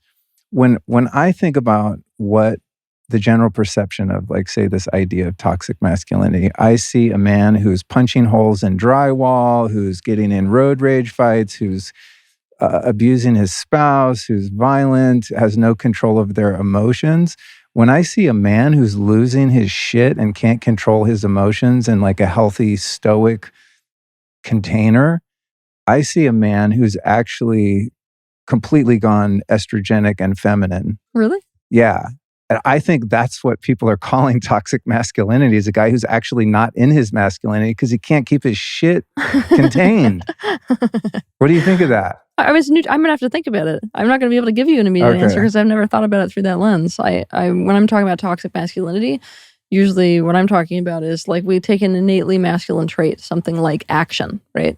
And we look to the negative expression of that trait. So the negative expression of a trait like action would be force. Okay, so force is a toxic masculine trait. But like, I mean, you've got a compelling idea there. I'd like to think about that. It's a theory. Get back to me when you unpack it. Okay. Something it's actually a thread I was going to go down when we were in the plant medicine realm was kind of in relation to the Russian dolls, but taking the Russian dolls back through your ancestry. Yeah. Right. And that I think because our subjective experiences of our lives are largely, unless, we have gifts like you have and others have where they can kind of experience different lifetimes and things like that. But we think of like our subjective personal experience in our life as separated from our ancestors that came before us, and like they're gone and what happened to them doesn't matter. So could you give me a perspective on that it's all one continuum and how we can, create a punctuation mark in our healing and awakening to actually change the trajectory of our family line? Before we came into this particular incarnation, we were looking at all these different potential parents that were going to vibrationally satisfy what it is that we were looking for in this life. Of course, karma plays a role in this, but we're going to leave that out for the present moment. So I want you to imagine that you're sitting there with this capacity to perceive all of that line that potentially extends from mom and all of that line that potentially extends from dad, right? Because you're not just looking at one parent or one parental connection. Most people, if I was going to throw it an average, are looking at about anywhere between 4 and 60 potential parents for whatever experience that they want to have on Earth, right? Part of the recipe of what you're looking for are those traits that are running through lines. So you put so much energy and emphasis into what family lines you are going to come into and at what time. You are, by coming into this specific life, inheriting all of that. You're not just coming in being like, oh, this is going to be a one-off life. You're literally saying, I'm going to join my consciousness with that stream that is still going. So literally the first person who is in your line, let's pretend there's a first, okay? The first person who is in your line is still alive. That person is still alive in you. So when you are looking at things in terms of ancestry, it reads like a being who has been living for a very long time. And there are aspects of that consciousness that pop in and out of existence, those being individuals, of course. So you are literally, assuming you don't have kids yet, you are the farthest point in the progression of the consciousness of that family line. It's literally an organism. It will look like that on a non-physical level. So you're essentially, everything you do in your life is essentially the expansion path for your family. And it doesn't matter whether you're adopted, doesn't matter whether you don't like your family, you cannot divorce them. It's not possible. It's what you chose into. And you chose into this not only to pull those very strong elements of mastery and talent through you, because you knew that would assist your particular choice for this life, whether it is, a career you were meant to have or, something that you were meant to do, right? usually, is what people are choosing based off of. You also wanted to take those detrimental patterns, which are themselves running through that family line, and alter them so as to essentially progress the family more, better, further. You're like really up an alley of one of my favorite things to look at ever. You can see that I'm like perked right up on this concept. I love it. This is one of my favorite things to look at in the universe. Of course, it overwhelms people. Why? Yeah. Because you possess every memory of every ancestor that has ever come before you. It is inside your body. This is living history. This is not just a story about something that happened once. This is literally that, still embodied and still alive. Well, it's kind of an intergenerational Russian dolls, right? Yeah. It's like your great is down in the center of that doll ad infinitum. Yes. And it's part of the But ego. we only see this as like, oh, this is me and my life, and they're not part of this experience. They're Exactly. all part of us. They are, and that's part of the ego. Right. It's also, you know, it's so good. You know what's cool about it too? I find that it's it helps me feel less victimized by the dysfunction of my family. Why? Because you can see it running through multiple generations. Yeah. Yeah. And also the fact that you mentioned that I actually chose the circumstances of this whole game because it afforded me, this is the way I see it at least, it afforded me the perfect template to do what I wanted to do here for myself and also for them. Yes. Yes. Right. And I know that for sure in my family, and my, you know, some members of my family have come on board with this, but there's definitely a transition point when I found myself and got on this path that my family line went like whoosh, and totally split in an opposite direction of dysfunction and sickness and sadness and suffering. It's just like whoosh, shit changed. So hopefully, you know, we can have a kid and that will be a further manifestation of that. But my little brother just had a kid. He's on the path. His kid is going to have a totally different, I mean, we all have our traumas, right? But not in the way that not in the way that we had in the past, and going back through, you know, my family. And I think you've talked about this too as a tool, is actually researching your ancestry, right? Which is something I've interviewed my parents and recorded. I mean, I've interviewed them on video and like had it transcribed because I want to know about my great aunt, whatever, that was raped and was, you know, husband was a vet of this war. Like I'm putting all those pieces together to try to create a composite so that I know what direction I want to go to take our lineage toward wholeness. Oh, you're killing me today. This is like the best news ever. What's your take on that? Like you know, and some people obviously you mentioned are adopted. Like some people are going to have access to less or more information. Mm-hmm. Yep. You know, my mom knows much more about her side of the family than my dad knows about his, for example, but still worthwhile as a venture to find out whatever you can and start to piece it together, right? You'd be surprised how much you can find if you decide to act like a CIA agent or an FBI agent and decide you're going to go after the information. And not just limit yourself to your family. I mean, there are people all over the world who have the information you're looking for. It's about where might that be? It's about being really proactive about hunting it down. And this is like a Easter egg hunt where, you know, you pick up one of those Easter eggs, which is a bit of information, right? And it's like absolutely mind-blowing. This might be a bit of information that changes your entire narrative about yourself and the people you thought you knew. You know, this bit of information is like super horrifying and oh my gosh, I can see that aspect in myself. Oh, that's where I got it from. Now what do I do with this? You know, another bit of information is like, oh my gosh, I feel so much pride almost. And it will definitely give you a sense of the specialness of human life. I'll tell you that. It's really good for people who are struggling with a sense of meaning in their individual lives to understand just how much effort went into the creation of you. It is mind-blowing.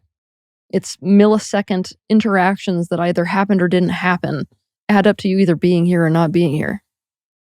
And then like all of these struggles that all these people went through, and now you're here living this type of life. And it's like, you know, to take your life for granted is to turn around and flip them all off. Even people who are deeply disconnected from incredibly dysfunctional families who they hate, when they find out this information, not just about the people they had interaction with, but the people before them stretching back through time, it creates this kind of, oh my gosh, I'm the one carrying the baton. Right. What did my great-grandfather die and live for? No pressure, but I think I'm probably not going to be playing as many video games. Right. Yeah. And also the gratitude piece, because I think we're just sort of myopic and entitled at times, right? Well, this is my life. I want what I want, but we don't think about what it took for us to get here, as you described. That's really interesting. Yeah, I love that. What value in the same way do you think learning about our birth has? Like the actual, traumas that we might have experienced during birth and so on? I don't have as much passion for that just because of the plethora of information and juicy stuff that's in Ancestry. Do I think that it's very important? Yes, I do. You stepped off of the non-physical plane into this temporal reality with one of those primary experiences being your birth experience, and it shapes all kinds of things. Your attitude towards life, your attitude towards people. There's so much that happens interrelationally in those first few minutes right after birth. Of course, we're messing that completely up in the Western world. That, that can be to blame for a whole lot of relationship dysfunction. People don't even realize that. I mean, there's all kinds of structural things that happen in birth that aren't even corrected, for some people all the way through their entire life. Go talk to a chiropractor, So the birth experience is a very poignant experience that I feel like people would do well to revisit. Traumas that would be very important to heal. Through doing so, you can shift your entire relationship with life. I used to be a classic love avoidant, I think is what they call it. Like just incapable of intimacy, very walled, boundary protected, non-committal in relationships and things like that. And just kind of accepted that that's the way I was. I was broken and I'm just never going to have that thing that people have in terms of connecting. And through a sequence of events, I saw my birth, and what I saw was that I was born and then briefly introduced to my mother and then taken away to this other room and thrown in an incubator. And I texted my mom the next day after having that vision, and I was like, I had this weird vision in an ayahuasca journey. And told her the story, and she's like, yeah, that's exactly what happened. I was like, okay, what does that mean? And anyway, long story short, what I deduced from that was that I experienced that as an abandonment and as a disconnection. Yep. And it literally colored my entire life. Totally. Yep. Huge piece of information that I could have missed, right? I could have just gone through life with this sort of invisible barrier between me and other people. Speaking back to loneliness, it's kind of part of that model that I'm working on at the moment.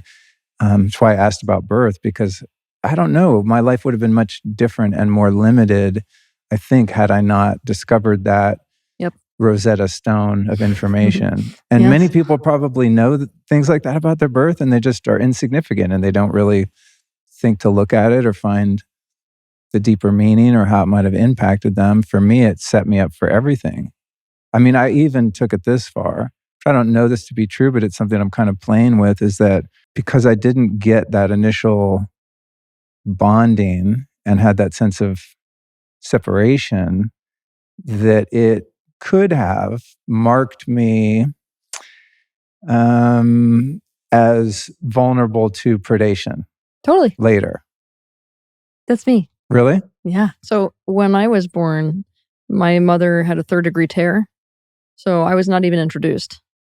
I was pulled out via vacuum extraction and then immediately removed to a room for several hours because they had to sew her up and everything before they brought me back. Now, they now understand that when they do that, the bonding chemicals between a mother and a daughter cannot happen. And my mother and I have had a difficult relationship forever. It was really rough between us. And attachment issues up the wazoo in relationships. So, like, I'm definitely walking proof of all of that. Wow, interesting. Yeah. And have you looked at the possible relationship between broadcasting that imprint to perpetrators and abusers and them energetically sensing that you're vulnerable because you don't have that connection, that paternal connection? That's exactly the doorway that was capitalized on. Of course, I had that doorway both with my mother and my father. There was a lack of, I mean, my dad more so because it was, a function of the upbringing he had, where this kind of connection, this warm, fuzzy connection does not exist in his family line at all. I mean, like, it is gone. It's like the kids are born, they're handed to wet nurses, they're shipped off to boarding schools, and he's very disengaged, which is the way that he interacts with his children, right? And with my mother, it's a lot more complicated story. But of course, our birth experience that we had together was a big part of this. There was a colossal gap between me and my family, and it was capitalized on by a predator who was in the local area. And that man ended up, ultimately destroying my life for the period of 13 years and longer, because it's, the story of this type of abuse doesn't end when you get away from them. That's like just the beginning, Oh, right? man. Yeah. But yeah, he saw that there was no connection, and that was what he was going to exploit, and absolutely did a very good job of doing so. Yeah. Yeah. And the lack of connection, accounts for a lot of why my parents didn't understand what was going on. They were not attuned enough. They knew something was wrong with me. But what do your parents think about the work you do now? It's more complicated now than it used to be. When I first got into this line of work and was honest with the public about the childhood I went through, of course, my mother took it as a personal attack. And my parents' lives were turned upside down by all of this. Because obviously, it went crazy on the news in the local town where I grew up. It was like the biggest news that ever happened. And slowly they just started losing all kinds of friends. And there was nobody who was willing to really step in with my life or to their lives and be like, all right, this is like serious stuff. Let's go in. Let's dive in. Basically, they were like, I don't want to deal with this. This is a level of reality we don't want to confront. We don't want to look at the world in this way. And so they got abandoned by all kinds of people. They had to move out of the town, and I was blamed for that. It was like, what are you doing to us? Why is this necessary to like throw us out to the public? It's almost like, what did I do in my past life to deserve a daughter who is not only a public figure, but an author who writes about how crappy her childhood was, Right. And they, for a long time, I think still they suffer a lot of pain with it. They've never been to see a single, show that I've done. I think they're very afraid. It's like, they feel like the public enemies, essentially, because I'm not standing up here being like, oh, my parents were absolutely wonderful. I'm more painting a picture of like, these are the ways in which each one of them were wonderful, and these are the ways in which it messed my life up. But now it's like there's been so many years now that they've been reading through like all of the messages from people who are like, I wouldn't be alive if it weren't for your material. And, my mom really loves the self-love stuff. And she kind of loves to stick her fingers in it, right? So I'll get these messages sometimes where she's in those forums and she's like, do you know that there's a guy that's taking your course who is 70 years old? And like, she's got stories about it, right? So I think now they're starting to understand that this is not a personal agenda that I have against them, that there's a sort of bigger reason for me doing this. And so now I feel like it's turned to a kind of pride, but a kind of shame-stained pride for what I'm doing. What's your son's relationship with your work? He's never known anything else. I'd say that it's good. He seems to... I've been framing when I go away on work trips like I'm on right now, that this is because I want to help people, and this is how I'm helping people. And he's not blind. he sees it. He's walking with me in the street sometimes when people like come up to me and break down in tears and are like, oh my gosh.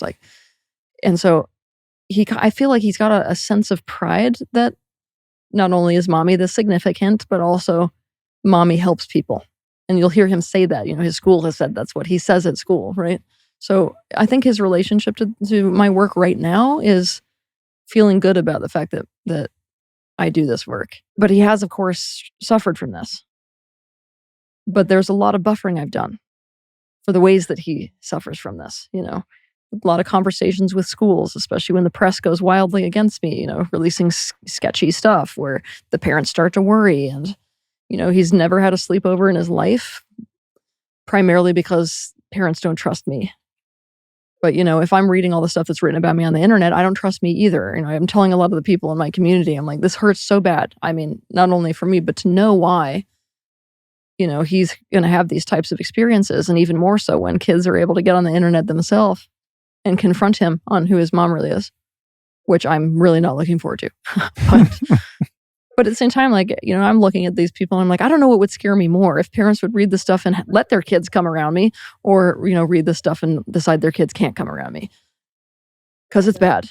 I'm more afraid for what it's going to be like as he grows older, honestly.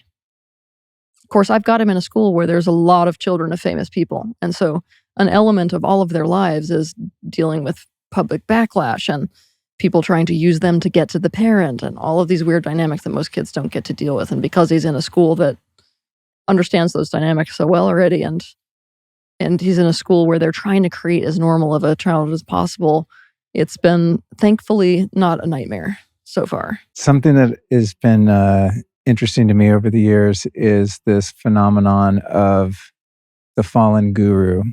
I've always been, since I was probably 8 or 9, really enamored with Indian gurus and mystics and things like that. I was really impressed by siddhis, these when humans have these sort of supernatural abilities. And I think integrist teachers that have those abilities probably only use them to just like throw someone a crumb to be like, this is the real shit. And then some of them exploit those and then become fraudulent eventually. But kind of like what I was going into earlier, that I had to mature in terms of not just taking for granted because someone's worked with psychedelics a lot that they have integrity and are trustworthy, right? It's kind of the same thing with spiritual teachers that might have very valid teachings that ring true and help people, but at some point, maybe they were pure and then they become corrupted by their power or influence or money, and then they start doing shady shit, right? And they fall, right? They fall from grace. What has been, how do I want to say this? What would you kind of recommend for people in terms of trusting the integrity of a teacher and someone's teachings, right? Because there are so many people out there that seem to have valid information, but also at some point, whether they started out of integrity or they fall out of integrity, become dangerous and exploitive people.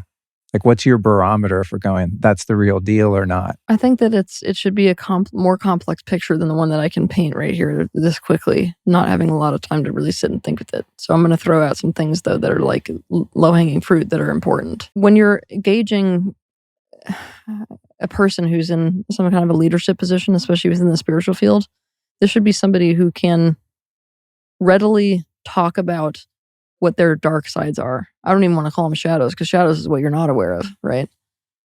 This is a person who should have a handle on their negative aspects. They should be able to tell you what they are, be able to tell you what they're doing about them. This goes in alignment, of course, with the concept of integration of the ego, right? You want to be, if you're in the spiritual field, you need to be on top of your ego. That means you fucking have one. You don't get to say, oh, well, I'm past that now, That's scary. If somebody starts saying, I don't have an ego anymore. If you're still in a body and you think you don't have any ego left, you're dangerous. It's exactly. That's the way I look at it. It's a good way to look at it, yeah. Okay, so that's one element of it. The other element is, I feel like, somebody who is really in a space of integrity is somebody who's eating their own medicine in a very aggressive way. If somebody is selling something to you, whether it's an idea or something else, they better be eating, sleeping, and breathing the very thing which it is that they are selling. And a great many people don't do that. It should be somebody who's open to questioning. Now, that doesn't mean that they're going to be fine with you, slamming them, which a lot of people misinterpret this. They think that, like, somebody who's in the spiritual field should just be able to maintain non-reactivity no matter what you do to them. And that is not the case. There are a great many incredible spiritual teachers that will get very angry at you, and should, based off of, the way that you're behaving. However, when somebody is genuinely questioning, even questioning themselves, there should be a receptive attitude and a willingness to go back and forth on that. And there should be some element of self-reflectivity that is demonstrated. What are you working on yourself right now? Well, a lot of things, actually.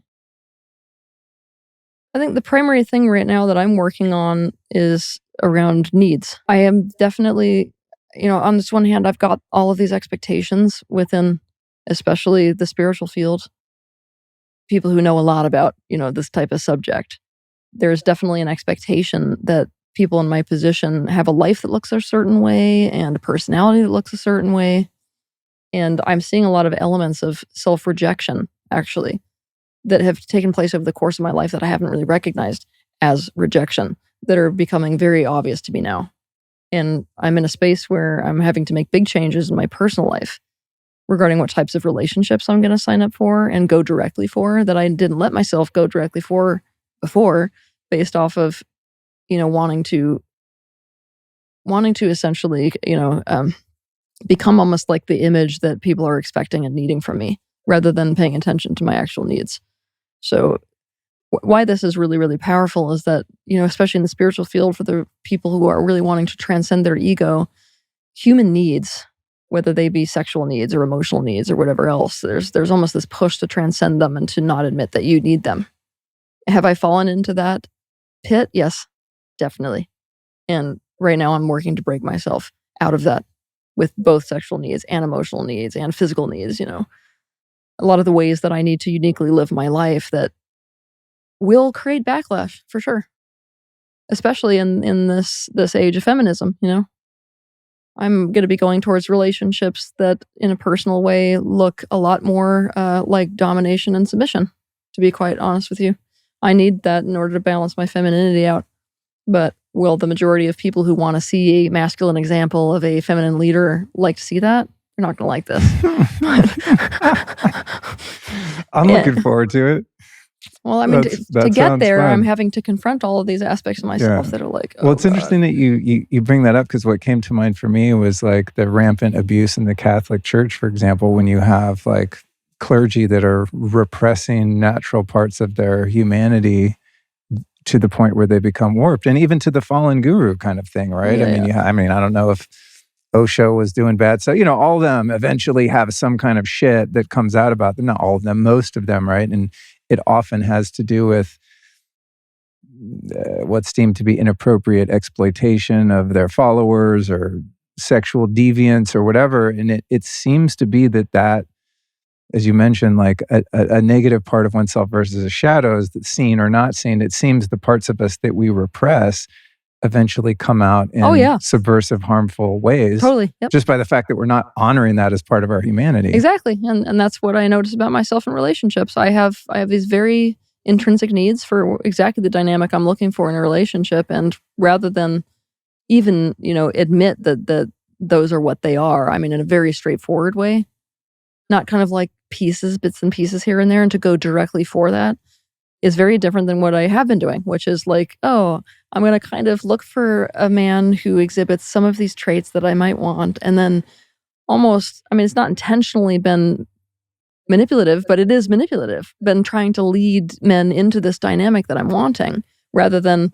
really walk out the gate and be like, this, regardless of how embarrassing it may seem, this is literally what I'm looking for. And find a guy who's like, that's interesting, because the exact opposite of that relationship is exactly what I'm looking for. So that will be a very exciting little journey to go down. But in that same vein, there's actually something that I didn't think of before when you asked me this question about, the gurus and this fallen guru dynamic, which is that in guru worship, there's a deep regression in people to an infantile state. So when somebody is in guru worship, they're wanting to regress to a position, usually because of not being able to get their infant needs met. They're regressing to a place where they get to let go of all responsibility and be in this unconditional love, unconditional guidance dynamic that infants are in with the parent that they need to be able to trust and potentially couldn't trust. You can know that you can trust basically a guru is when you don't see them playing into that by creating more and more of those types of dependencies, more and more of that type of infantile state. And instead you see them leading a person in the direction of growing up and out of that. That doesn't mean that a guru should be like, no, don't do that. Because actually it's coming from a space of deep wounding. It's just that gradually what you'll see in alignment, spiritual leaders doing is gradually they'll be like, okay, here's a way to step out of that infancy state and to sort of, here's a little bit of responsibility. Here's a little bit more power. And you'll see them gradually leading somebody up to a place in a position where they themselves are, the ones who are able to access these states of being. They're not dependent on the leader in order to get, whatever it is that they're getting. So it'll more be like, oh, I really like this person because I'm nourished by them, not without this person, I don't know what to even do with my life, or without this person, I have no way to access the divine, or, So true. I'm glad you brought that up. It seems like too, in that classic stereotypical model of like guru and student, that if a teacher does have true power and is able to exude that salve of love, a love field, that we find to be so intoxicating, right? We just want to be around that field.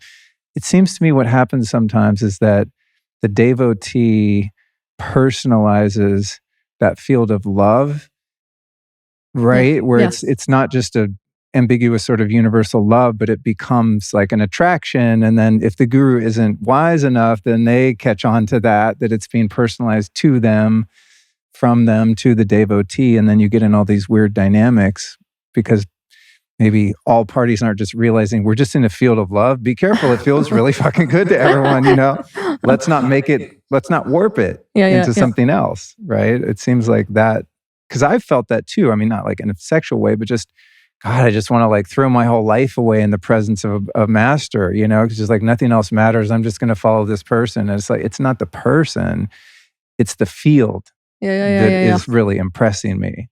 Yeah. Right. But if I don't have that awareness, then I'm going to start to attribute the field to that individual. And there goes my power. Because then I need to be in their presence to feel that. Yeah. And for anybody who say part of why they entered into the spiritual field is because of a lack of significance, that type of adoration definitely fills a void. I feel like most people have to get that it doesn't matter what your purpose is. Trauma plays a role in your purpose.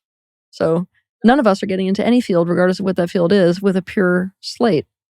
So one of the main things we need to be on top of, if we're in this position, especially of leadership within any field, is to understand the shadows that are driving us towards our specific profession. Because it's those shadows which are definitely going to be exploited and magnified and get us in a lot of trouble. Right? Yeah. Right?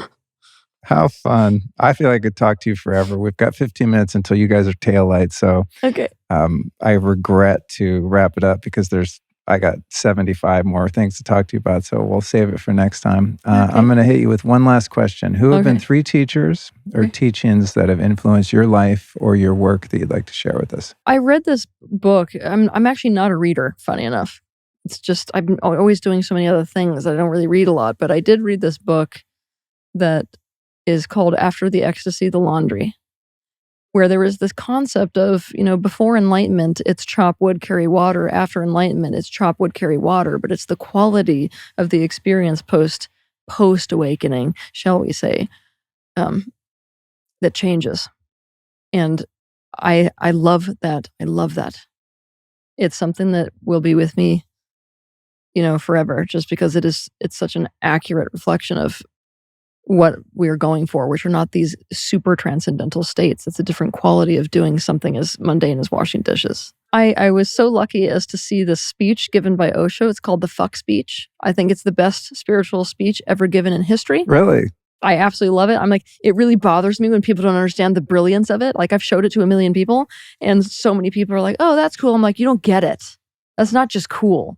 It's the best spiritual speech ever given. Oh, well, basically in this speech, he's trying to get rid of the resistance that people have to all kinds of things of a temporal nature. It's what I loved him the most for. Not to say that I understand his teachings in depth enough to be able to tell you exactly, who he was as a being, what he was after. But I'm telling you what he was an absolute master of was being one of the first teachers in history that was like, don't you dare reject your temporal self, right? So he had people in his groups that were almost resisting the carnal nature of what it was that he was teaching, including swearing. And so he did this entire speech on how amazing the word fuck is. I gotta see that.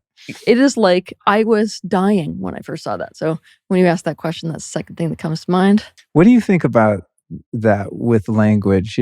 I've noticed some of my most influential teachers, at least in their public personas, never swore. David Hawkins being one of them. And I've listened to, 10,000s of hours of his lectures. I think once he said shit. But I know he wasn't a really pious guy. He was a very real guy. So I would guess in his personal life, he probably swore, but for some reason he chose not to in a public setting. And I've never had the opportunity to ask him, but my guess would be that he didn't want to throw anything out there that could be divisive or have someone kind of miss the forest for the trees kind of thing. That's just my wild guess. I've dropped a couple F-bombs here, and every time I do it, I'm like, oh, don't do that, Luke. And it's not like a moral thing, but I have had over the years, because I used to swear much more because it's just kind of how I talk, but people have, left comments about this podcast saying, oh, I wish you would swear less because I like to listen with my kids in the car. And I'm like, oh man, that's tough, because I would love for kids to hear some of this, and not all of it, but some of this information. So I try to refrain from that. But sometimes I think like there are just certain feelings that you're trying to convey that just can't be conveyed any other way. And I struggle with it. I don't know. What's your take on that? Obviously, you like the Osho, like, fuck, You're talking to the wrong person. I absolutely love swear words. I love it when people use them. What I see it doing to the emotional centers, and what I see it doing to their capacity to express themselves, and what I see it do, even what it's doing to tissues, I absolutely love it. So when people are like, a hard stop on that because language matters, I'm like, no. It definitely has its place, Also, I was a professional athlete, so it's like, there's no way you're going to get away from that way of speaking, Right. Because it's like every other word. I definitely have a different feeling towards swearing than a lot of people do. I mean, I'm all for expressing your truth, right? Mm-hmm. I think I've looked at it just every word has an energy, and its energy is also somewhat contingent on the intentionality behind the word, right? Exactly, yeah. That's so the thing. Fuck you is different than I stub my toe. Oh, fuck. Yes, I know, yeah. Right? So it's You're going to love this speech. Oh my God, good. I'm so excited. All right, good. Do you have a third one? Okay, yeah, let me think about this. And we'll put that in what she's talking about here in the show notes, along with all of Teal's work and links at lukestorey.com/Teal, Teal. I would actually say that the other teacher that I had that did a lot of, I could say had a lot of impact on me was a dog that I had in my childhood. Now, I know this sounds really funny because usually when you ask somebody about a teacher, they're going to talk to you about an actual teacher or somebody who's in that type of a position. But I mean, when you are on this path of awakening, you will understand quite quickly that everything in existence is your teacher, literally everything. Whether it's a bird over here, a stick over here, a person you're sitting next to over here, object, So the picture of learning goes far beyond those that we classically consider teachers. And that dog is the one that taught unconditionality to me. And I honestly am, if I did not have that dog in my existence who was offering that type of vibration to me, I think that I would have become a very terrifying person. Because the human relationships around me in my childhood were a living nightmare. And there's only one way to survive that type of nightmare, and that's to become a nightmare yourself. To disconnect, to not practice trust, not care about building trust, to live your life in a narcissistic bubble playing zero-sum games, and that dog is the reason that I didn't. Beautiful. I love it. I agree 100%. My dog saved my life. People ask me, oh, was she a rescue? I go, no, I was the rescue. Yeah. For real. I'm not even kidding. Really opened my heart. So I relate to that. Well, thank you so much. It's been a blast. A long time in the making to have this conversation. Everything I could have hoped for. Super fun. I love the work you're doing. You got great energy. You're an awesome woman. Thank you for being you. It's been good to be here. Thank you. I appreciate it.